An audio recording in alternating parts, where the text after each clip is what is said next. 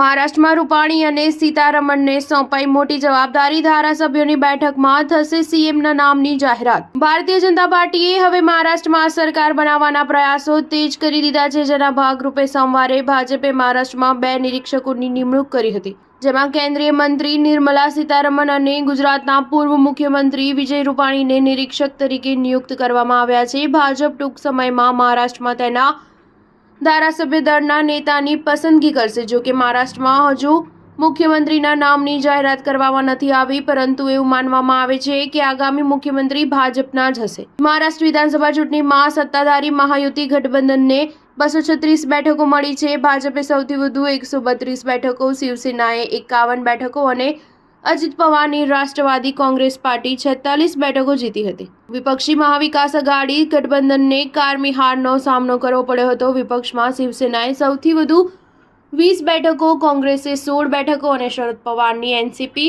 10 બેઠકો જીતી હતી। મહારાષ્ટ્ર વિધાનસભાની કુલ બેઠકો 288 છે। સ્ટાર ન્યૂઝ 7 હંમેશા સચ્ચાઈની સાથે।